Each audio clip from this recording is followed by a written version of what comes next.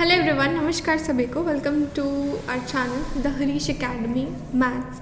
और मैं हूँ जनीशा चौधरी और मैं आज आपके सामने लेकर आई हूँ एब्स्ट्रैक्ट अलजेब्रा। सब में थोड़ा समझा रही हूँ जो आपको अच्छे से समझ में आ पाए। ठीक है, तो यहाँ पर हम शुरू कर रहे हैं आज यूनिट 1 पार्ट 1 से। ठीक है, और इसमें साइलोस थ्योरम हम पढ़ेंगे। सबसे पहला जो मतलब यूनिट 1 है वो साइलोस थ्योरम पे बेस्ड है, साइलो के थ्योरम्स। और उस थ्योरम्स को पढ़ने के लिए आपको पहले कुछ बेसिक टर्म्स के बारे में पता होना चाहिए। तो आज के वीडियो में हम उन टर्म्स को डिस्कस करेंगे। ठीक है, तो हमारे चैनल पर आपको और भी सब्जेक्ट की वीडियोज़ आपको मिल जाएंगी, जैसे कि एनालिटिक नंबर थ्योरी, जैसे कॉम्प्लेक्स एनालिसिस। तो आप जाकर हमारे प्लेलिस्ट सेक्शन में उन वीडियोज़ को भी ईजिली एक्सेस कर सकते हैं। तो शुरू करते हैं आज के वीडियो से, और शुरू करते हैं आज के इम्पॉर्टेंट टर्म से जो कि आपको साइलो थ्योरम समझने के लिए रिक्वायर्ड होंगे। So first one is conjugate of an element. किसी भी एलिमेंट का कॉन्जुगेट किसे कहते हैं? देखिए, यहाँ पर हम एक ग्रुप की बात कर रहे हैं, और ग्रुप क्या होता है? जो कुछ प्रॉपर्टीज़ को सेटिस्फाई करता है। ठीक है, देखिए 11th-12th में आपने सेट पढ़ा था, फिर उस सेट में प्रॉपर्टी जैसे जैसे सेटिस्फाई होती जाती थी, तो हमने कुछ बीएससी में पढ़ा था कि ग्रुप किसे कहते हैं और अबेलियन ग्रुप क्या होता है। तो ग्रुप कुछ प्रॉपर्टीज़ को सेटिस्फाई करता है, जिसमें से होती हैं आपकी एसोसिएटिव प्रॉपर्टी, क्लोजर प्रॉपर्टी। ठीक है, तो वो प्रॉपर्टीज़ जो सेटिस्फाई करते हैं एलिमेंट्स, उस एलिमेंट के सेट को हम ग्रुप कहते हैं।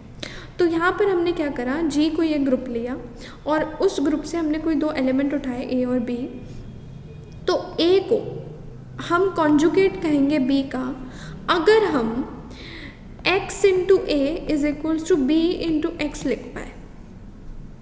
ठीक है, मतलब ए बी का कॉन्जुगेट तब होगा जब वो किसी एलिमेंट x के साथ, अगर हम उसको लेफ्ट, अब इसमें प्री मल्टीप्लाई और पोस्ट मल्टीप्लाई दो चीज़ें होती है। इसमें मल्टीप्लिकेशन कॉम्पिटिटिव नहीं होता, तो हमें स्पेसिफाई करना होता है प्री मल्टीप्लाई या पोस्ट मल्टीप्लाई। तो यहाँ पे आप प्री मल्टीप्लाई करो ए को x से और पोस्ट मल्टीप्लाई करो b को x से, तो वो दोनों रिजल्ट अगर सेम आते हैं, then a and b are said to be as conjugates of each other.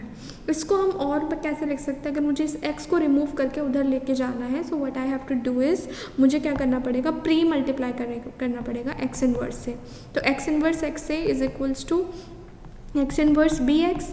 तो यहाँ पे आप सिंपल भाषा में बोल सकते हैं that a is equals to x inverse b x. ठीक है, क्योंकि x इनवर्स x तो यहाँ से हट जाएंगे, बचेगा a is equal to x inverse b x.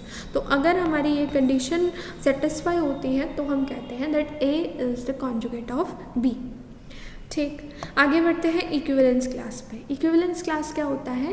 जब कोई एलिमेंट के सारे कॉन्जुगेट्स का कलेक्शन लेते हैं, हम एक सेट बना लेते हैं, then that set is called as equivalence class. तो हमने क्या किया, एक एलिमेंट ए लिया जी में, तो इक्विवेलेंस क्लास या फिर कॉन्जुगेट क्लास आप किसे कहते हैं और इसको डिनोट कैसे करते हैं? उसको डिनोट करते हैं क्लास ऑफ ए से, और इसको कहते क्या हैं? It is the collection of all the elements of the group जो कि ए से कनेक्टेड हैं। ठीक है, मतलब ए की कॉन्जुगेट क्लास, देखो मैंने बोला CL ऑफ ए, मतलब क्लास ऑफ ए। किसी एलिमेंट की क्लास क्या होती है? उन सब x एलिमेंट्स का collection which are conjugates of A, यानी वो रिलेटेड हैं ए से विद द रिलेशन कॉन्जुगेट। तो ये जो सिंबल यूज़ किया है ना, ये रिलेशन का सिंबल है। और कौन से रिलेशन का सिंबल है? आपका कॉन्जुगेसी का, मतलब कि आपका एलिमेंट उसके साथ कॉन्जुगेट है तभी वो उससे रिलेटेड होगा। तो what is it? It is basically the set of the conjugates of A. ठीक है, अब ए के कॉन्जुगेट्स हैं तो मतलब G inverse A G type के एलिमेंट्स होंगे वो सब, where G belongs to your group. तो हमें एक इक्विवेलेंस क्लास समझ में आ गया है। अब एक बात बताती हूँ, अगर आप ग्रुप के सभी एलिमेंट्स की इक्विवेलेंस क्लास का सेट बनाते हो, तो वो जो सारी इक्विवेलेंस क्लास होती हैं वो डिसजॉइंट होती है, यानी उनमें कुछ भी कॉमन नहीं होता। आप इसे ऐसे याद करो, जब हम एक रिलेशन डिफाइन करते थे, तो रिलेशन जब डिफाइन करते थे तो कोई भी रिलेशन अगर इक्विवेलेंस रिलेशन होता है तो उस रिलेशन में आप हर एलिमेंट की इक्विवेलेंस क्लास बना सकते हो, और वो सभी क्लासेस डिसजॉइंट होती हैं, और उन सब का यूनियन करके आपको पूरा सेट मिल जाता है। यानी वो डिसजॉइंट यानी कि डिसजॉइंट को हम बोलते हैं म्यूचुअली एक्सक्लूसिव। म्यूचुअली एक्सक्लूसिव होने के साथ साथ वो एग्जॉस्टिव भी होते हैं, क्योंकि उनका यूनियन करते ही आपको पूरा सेट या पूरा ग्रुप, पूरा सैम्पल स्पेस मिल जाता है। ठीक है, तो इसका रिमार्क समझते हैं। Since the conjugacy relation this similar सा साइन बनाते हैं, is an equivalence relation on the group, so G is the union of all conjugate classes. तो ग्रुप आपको कैसे मिलेगा, सारी कॉन्जुगेट क्लासेस का यूनियन कर दो, आपको ग्रुप मिल जाएगा। मैंने अभी आपको बताया कि जितनी भी इक्विवेलेंस क्लासेस हैं उन सब में आपस में कुछ भी कॉमन नहीं है, और उन सबको यूनियन करो तो आपको आपका ग्रुप मिल जाता है। ठीक है, इसका मतलब अगर आप अपने सारे क्लासेस के ऑर्डर का सम करोगे तो आपको आपके ग्रुप का ऑर्डर मिल जाएगा। ठीक है, where A runs over element A which is taken over each conjugate class। मतलब आपको हर एलिमेंट का कॉन्जुगेट क्लास के सम करना है उनके ऑर्डर का, तो आपको आपके ग्रुप का ऑर्डर मिल जाएगा। क्योंकि भाई सारी की सारी म्यूचुअली एक्सक्लूसिव और एग्जॉस्टिव है, जब कुछ इंटरसेक्शन ही नहीं है तो सिंपली आप सबको प्लस करो तो आपको आपका यूनियन यानी कि पूरा ग्रुप का ऑर्डर मिल जाएगा। क्लियर, यहाँ तक आपको बात समझ में आ गई। Now clearly class of E is equals to the set of the classes of E. ठीक है, ई की बात करें विच इज़ आइडेंटिटी, तो क्लास ऑफ ई में सिर्फ ई आता है, यानी खुद identity element. Class of A is equal to class of B. अच्छा, दो एलिमेंट की क्लास कब बराबर होती है, जब वो दोनों एलिमेंट एक दूसरे के कॉन्जुगेट्स हैं। ठीक है, अगर कोई एलिमेंट ए है जो बी का कॉन्जुगेट है तो ए की इक्विवेलेंस क्लास जो बनाओगे आप, वो आपकी बी की इक्विवेलेंस क्लास के बराबर होगी। ठीक है, और अगर हमें हमारा जी जो है वो एक फाइनाइट ग्रुप है और ए कोई भी एलिमेंट है जो जी से बिलोंग करता है, तो order of class of A आप कैसे निकाल सकते हैं, order of G divided by order of normalizer of A. ठीक है, आपको क्लास ऑफ ए का ऑर्डर निकालना है तो आप ग्रुप के ऑर्डर को किससे डिवाइड कर दो, नॉर्मलाइजर ऑफ ए के ऑर्डर से डिवाइड कर दो। क्लियर, आगे बढ़ते हैं। क्लास इक्वेशन, अब जो ये हमने क्लास पढ़ी, इक्विवेलेंस क्लास क्या होता है वो हमने समझा। अब हम समझते हैं क्लास इक्वेशन क्या होती है, यानी अगर हमें किसी भी एलिमेंट की क्लास निकालनी है तो हम क्या फॉर्मूला यूज़ कर सकते हैं। So let G be a finite group of Z G. Z G होता है सेंटर ऑफ द ग्रुप। ठीक है, जी एक फाइनाइट ग्रुप है और जेड जी आपका सेंटर है आपके ग्रुप का।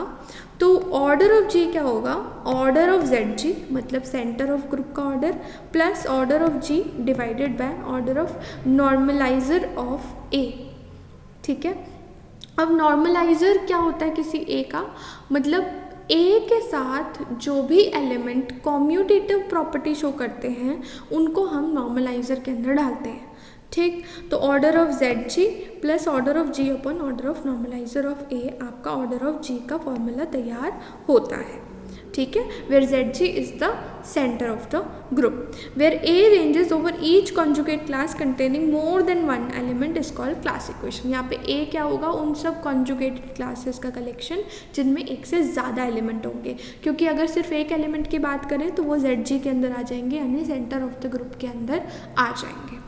ठीक है, अब ये है हमारे डिफरेंट फॉर्म्स हमारी क्लास इक्वेशन की। ऑर्डर ऑफ जी हमारा summation of order of ji upon order of N a हो जाता है अगर आपका जेड जी में कोई भी एलिमेंट नहीं होता है। ठीक है, और order of ji is equal to order of z a plus summation of order of ji upon order of N a, जहाँ पे ए आपके जेड जी से बिलोंग नहीं करेंगे क्योंकि जेड जी वालों का ऑर्डर आपने पहले ले लिया, तो यहाँ पे ए कौन से होंगे, जो आपके सेंटर ऑफ ग्रुप से बिलोंग नहीं करेंगे। Order of ji is equal to order of Z G plus summation of order of ji upon order of N A, where normalizer of A does not belongs to G. अब यहाँ पे हमने कह दिया normaliser of ए जे को belong नहीं करता। ठीक है, ए को हम पहले कह रहे थे जी को बिलोंग नहीं करता। देखो ए एक एलिमेंट है, एलिमेंट आपका जेड जी में आएगा, और normaliser of A is not equal to your, यहाँ पे क्लियर है हमारी बात। ठीक है, आपका उन समेशन का collection order of ji upon order where sum runs over a taken from each conjugate classes, आपके सारे कॉन्जुगेट क्लासेस का हमने नॉर्मलाइजर लिया है। Order of ji is also written as order of Z G यानी order of centre of group plus summation of G अब ये उन जीज का समेशन है जो आपके नॉर्मलाइजर के एलिमेंट्स हैं और जेड जे के एलिमेंट्स नहीं हैं। तो where a runs over each conjugate classes, ठीक है। और ये हमारे कुछ रिजल्ट्स हैं जो हमें एज इट इज़ याद करने हैं। ये कुछ चीज़ें आपको नहीं भी समझ आती तो आपको कंठस्थ भी करनी पड़ेंगी कभी कभी, क्योंकि आपको अगर साइलोस के थ्योरम स्टार्ट करना है समझना तो ये सब चीज़ें आपको आनी चाहिए। So order of ji is equal to P की power n for some prime p, then Z ji is not equal to e। देखिए अगर आपका ऑर्डर जो है वो प्राइम की पावर है, मतलब कोई भी ग्रुप है जिसका ऑर्डर प्राइम की पावर है, जैसे कि 8 है ऑर्डर तो वो 2 की पावर 3 है, प्राइम की कुछ पावर है, फॉर सम प्राइम p, तो जो ZG होगा यानी सेंटर ऑफ ग्रुप होगा उसके अंदर E नहीं आएगा, वो E के बराबर नहीं होगा, ठीक है। That is ZG is non trivial. देखो E तो ट्रिवियल है, मतलब E तो ZG के अंदर आता ही आता है सेंटर ऑफ द ग्रुप के अंदर, लेकिन अगर आपका वो प्राइम की पावर है तो सेंटर ऑफ ग्रुप में सिर्फ E नहीं आएगा और भी एलिमेंट्स आएंगे। इसका मतलब ये हुआ कि सेंटर ऑफ ग्रुप आपका नॉन ट्रिवियल हो गया, ट्रिवियल नहीं है। ट्रिवियल होता है ऑब्वियस सी चीज़ है, जैसे कि एक सेट के 2 सबसेट तो हमेशा ही होते हैं, एक तो सेट इटसेल्फ और एक एम्प्टी सेट, तो वो हो गए आपके ट्रिवियल। लेकिन इसके अलावा भी अगर कोई सबसेट एग्जिस्ट करते हैं that becomes a non trivial connection. तो ZG में अगर सिर्फ E नहीं आ रहा है तो इसका मतलब ये नॉन ट्रिवियल हो गया है, यानी जो ऑर्डर होगा ZG का वो ग्रेटर देन 1 होगा, क्योंकि E तो उसमें आएगा ही आएगा, इसके अलावा भी और एलिमेंट्स आएंगे। क्लियर। अगर ऑर्डर ऑफ जी पी का स्क्वायर है, जैसे कि 4 है 2 का स्क्वायर, या 9 है 3 का square, for some prime P, तो हम जी को अबेलियन ग्रुप कहेंगे। अबेलियन ग्रुप यानी कि वो एक और प्रॉपर्टी को सेटिस्फाई करेगा which is commutative property, that means A into B will be equal to B into A, ठीक है। Now a group of order P का क्यूब, अगर हम पी के क्यूब की बात करें, प्राइम के क्यूब की, मे नॉट बी अबेलियन, ज़रूरी नहीं है कि वो अबेलियन हो। पी का स्क्वायर हमेशा अबेलियन होगा पर पी का क्यूब हमेशा अबेलियन नहीं हो सकता। जैसे कि Q8, Q8 क्या है, क्वाड्रेटिक रेसिड्यूज का ग्रुप ऑफ U8। U8 क्या होता है, उन एलिमेंट्स का collection which are coprime to 8, ठीक है। तो आपका 1 हो गया, आपका 3 हो गया, आपका 5 हो गया, आपका 7 हो गया, और बस 1 3 5 7। तो इसके अगर मैं क्वाड्रेटिक रेसिड्यूज का ग्रुप बनाऊं तो वो हमारा अबेलियन नहीं होता है, ठीक है। तो Q8 जिसका ऑर्डर 2 क्यूब है, इट इज़ नॉट अबेलियन। आगे बढ़ते हैं। If G is non abelian then group of order P cube for some prime P, then order of ZG is P। अगर आपका G जो है वो नॉन अबेलियन है, ठीक है, और उसका जो ऑर्डर है वो पी क्यूब टाइप का है, जैसे कि हम थर्ड वाले एग्जाम्पल में हम बात कर रहे थे Q8 की, वो नॉन अबेलियन है और इसका ऑर्डर जो है वो 2 क्यूब टाइप का है, ठीक है। तो जो ZG का ऑर्डर होगा वो P होगा, मतलब अगर मैं इसका सेंटर ऑफ द ग्रुप बनाऊं तो उसके अंदर आपके पास 2 एलिमेंट आएंगे, क्योंकि इसका जो P है वो 2 है। क्लियर। और if Z is the centre of group, अगर Z मेरा सेंटर ऑफ ग्रुप है such that G by Z is cyclic, then show that G is abelian. अब देखो अगर Z मेरा सेंटर ऑफ ग्रुप है और G बाई Z जो है वो साइक्लिक है, तो जो G है ना ग्रुप वो हमेशा अबेलियन होगा। क्लियर। तो ये कुछ पॉइंट्स हैं, कुछ रिमार्क्स हैं जो हमें एज इट इज़ याद रखने हैं। Then comes on commutator. ये सारी टर्म्स हमें पता होनी चाहिए, इन सबका मतलब क्या होता है। तो कॉम्यूटेटर समझते हैं। What is commutator. Let G be any multiplicative group. G कोई मल्टीप्लिकेटिव ग्रुप है, मतलब कि वो मल्टीप्लिकेशन मॉड्यूलो पे डिफाइंड है, एडिशन पे नहीं। Then commutator of 2 element x and y of g is the element x inverse y inverse x Y which belongs to g। तो कॉम्यूटेटर x और y का क्या होगा, x inverse y inverse x Y which belongs to g, यानी x into Y का product x Y और x inverse और y inverse, इन दोनों एलिमेंट्स का अगर मैं प्रोडक्ट करूँ तो वो g में आना चाहिए, ठीक है। और इसे डिनोट कैसे करते हैं, we denoted by X Y का commutator is equals to e, ठीक। अब एक थ्योरम इसके बेसिस पे, g is abelian if and only if X Y का commutator is e, X Y is e, मतलब आपका x और y का कॉम्यूटेटर एग्जिस्ट करता है। तो हमें प्रूव करना है कि x और y हमारे ग्रुप को बिलोंग करेंगे। हमें देखो if and only if condition लेनी है, तो एक बार हम अबेलियन मान के चलेंगे, इस कंडीशन को दिखाएंगे, और एक बार ये कंडीशन मान के चलेंगे और अबेलियन दिखाएंगे, ठीक है। अगर जी अबेलियन है बच्चों तो कॉम्यूटेटिव प्रॉपर्टी होल्ड करेगी, मतलब a b is equal to b होगा या x Y is equal to Y x होगा, ठीक है। तो कॉम्यूटेटिव प्रॉपर्टी होल्ड करती है। अब मुझे दिखाना है कि एक्स वाई का कॉम्यूटेटर ई है, ठीक है। तो उसको सॉल्व करते हैं। एक्स वाई का कॉम्यूटेटर होता क्या है, x inverse y inverse x into y. अब क्योंकि कॉम्यूटेटिव प्रॉपर्टी होल्ड करती है तो हम इसको इंटरचेंज कर सकते हैं। तो मैंने वाई इनवर्स को, या फिर हम क्या कर सकते हैं, इसको भी इंटरचेंज कर सकते हैं, कोई भी चीज़ इंटरचेंज हो सकती है। तो मैंने इन दोनों को इंटरचेंज करा तो x आ गया मेरा पहले, y इनवर्स बाद में। अब y इनवर्स इंटू वाई क्या हो जाएगा e, और x इनवर्स x क्या हो जाएगा e, और e इंटू ए हो जाएगा e। तो इसका मतलब अगर ये कॉम्यूटेटिव प्रॉपर्टी सेटिस्फाई करते थे तो जो x और y का कॉम्यूटेटर है वो e यानी कि आइडेंटिटी एलिमेंट हो जाएगा। अब अगर मैं उल्टा मान के चलूँ कि एक्स वाई का कॉम्यूटेटर ई है तो मुझे दिखाना है कि वो दोनों कम्यूट करते हैं। तो कन्वर्सली मान लिया कि मैंने एक्स वाई का कॉम्यूटेटर ई है, यानी x inverse y inverse x y आपका ई के बराबर है। तो अब हम क्या करेंगे, एक एक करके सब चीज़ों को उधर शिफ्ट करेंगे, ठीक है। एक्स इनवर्स वाई इनवर्स को हम वाई एक्स का होल इनवर्स बोल सकते हैं और साथ में x Y equal to E, ठीक है। अब अगर मैं वाई एक्स इनवर्स को वहाँ लेके जाऊँगी तो मेरा वाई एक्स बन जाएगा, तो X Y is equal to Y X आ गया, सिंपल। यानी कि एक्स और वाई कॉम्यूटेटिव प्रॉपर्टी सेटिस्फाई करते हैं, यानी कि जो जी ग्रुप है वो मेरा अबेलियन है, because this property satisfied by all the members of the group. Clear. Next proposition है, अगर ए मेरा जेड जी से बिलोंग करता है यानी सेंटर ऑफ द ग्रुप से बिलोंग करता है तो ए एक्स का कॉम्यूटेटर ई होगा, या फिर अगर ए एक्स का कॉम्यूटेटर ई है तो मेरा ए जो है वो सेंटर ऑफ ग्रुप को बिलोंग करेगा, ये हमें दिखाना है। अब सेंटर ऑफ ग्रुप क्या होता है, सेंटर ऑफ ग्रुप उन सब एलिमेंट्स का कलेक्शन है जो किसी ए के साथ कॉम्यूटेटिव प्रॉपर्टी को सेटिस्फाई करते हैं, ठीक है। अब देखिए, let A belongs to Z G यानी सेंटर ऑफ ग्रुप से बिलोंग करता है, तो मैं ए एक्स का कॉम्यूटेटर निकालती हूँ जो कि होगा ए inverse X inverse A x, ठीक है।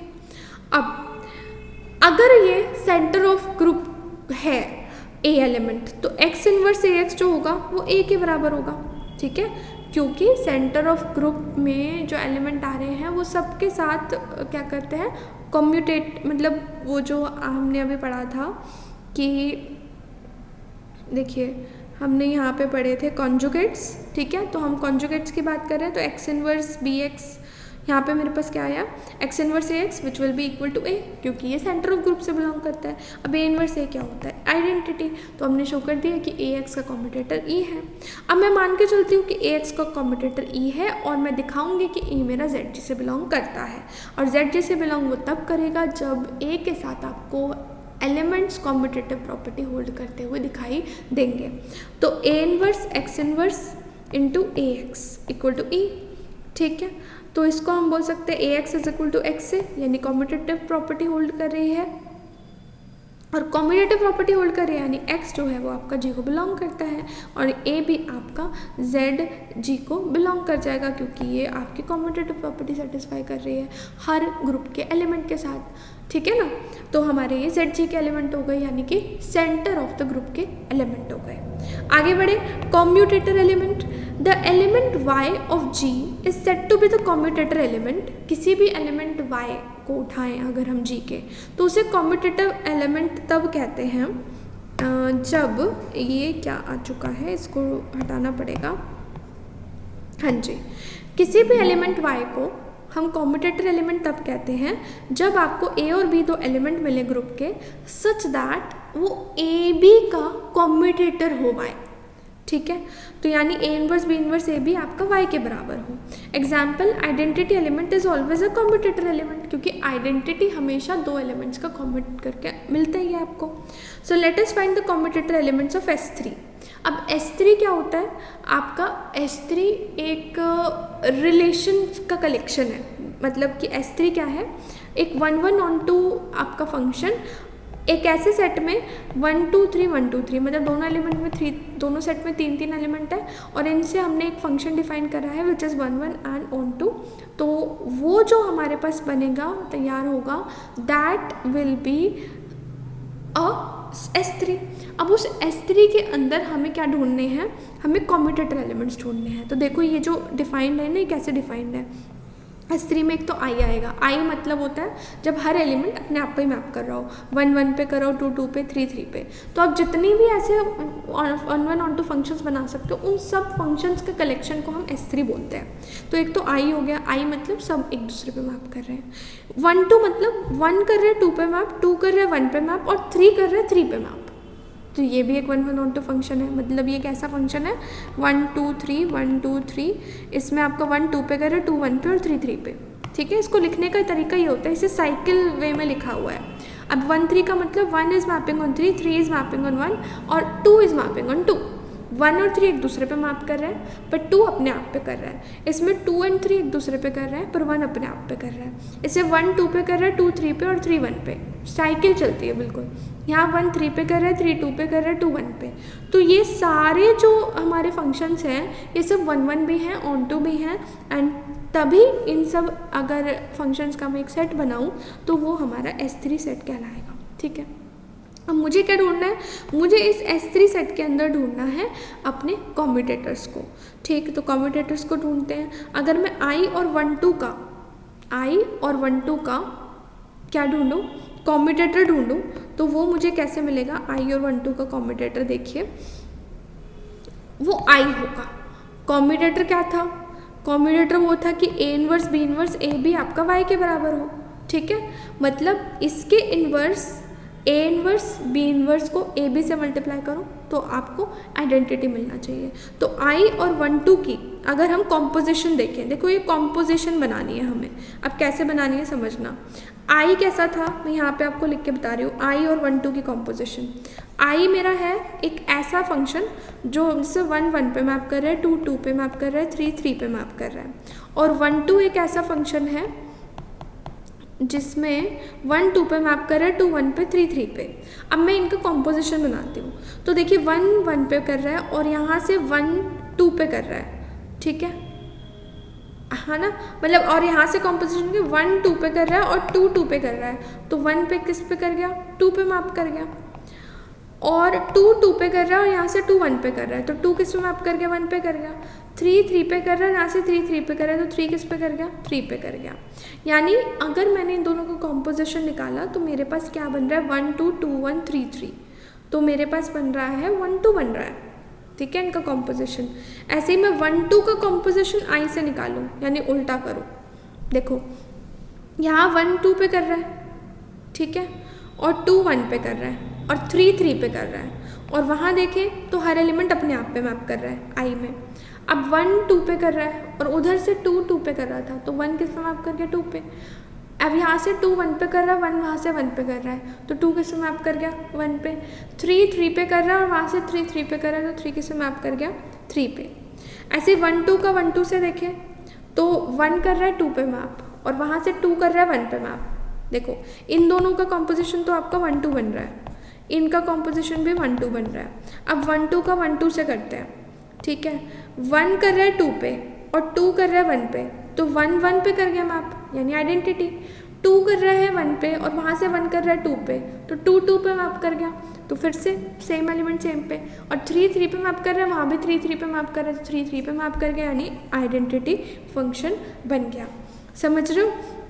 यहाँ पे देखो एक बार यहाँ निकाल के देखते हैं, अगर आपको अभी भी कुछ समझ नहीं आया है फिर से इस वाले का करते हैं। ठीक है, ये जिसको मैंने ग्रीन से हाईलाइट, जो भी कलर आपको दिखाई दे रहा है।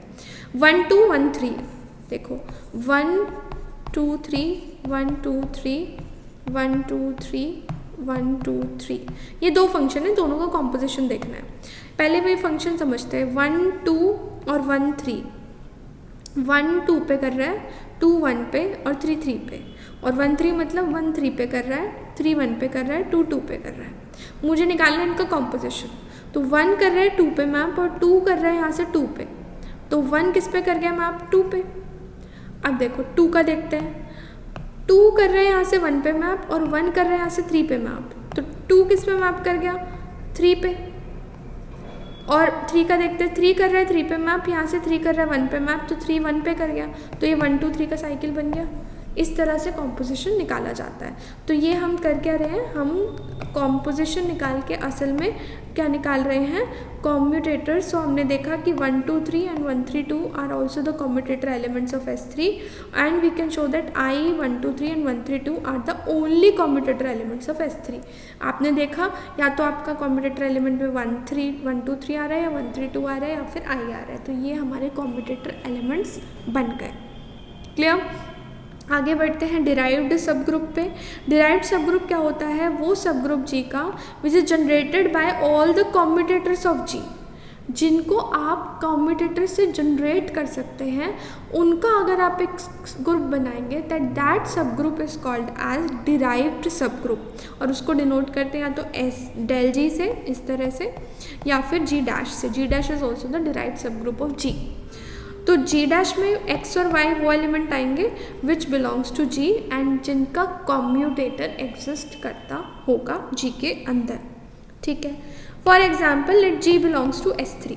जी एक कोई ग्रुप है, वो S3 के बराबर है, तो डेल S3 क्या होगा, उन सब एलिमेंट्स का कलेक्शन जिनके कॉम्यूटेटर मिलते हैं या जो एज अ कॉम्यूटेटर एग्जिस्ट करते हैं दो एलिमेंट के, तो वो कौन थे, I 1 2 3 और 1 3 2।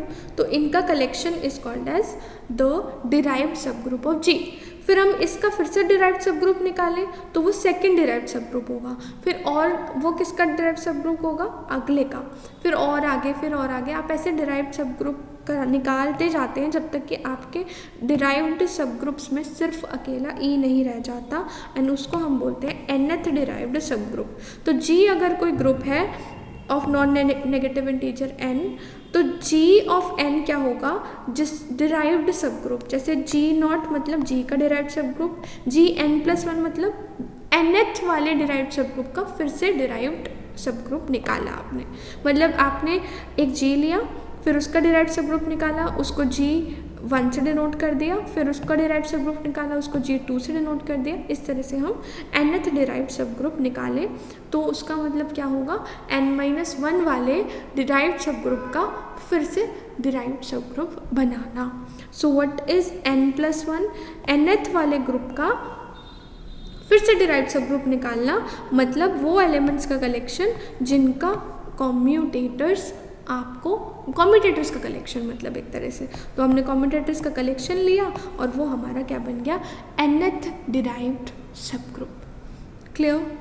That's all in this video. आपको थोड़ा थोड़ा ही समझ आया होगा क्योंकि ये बहुत बहुत बहुत कॉम्प्लिकेटेड सा टॉपिक है।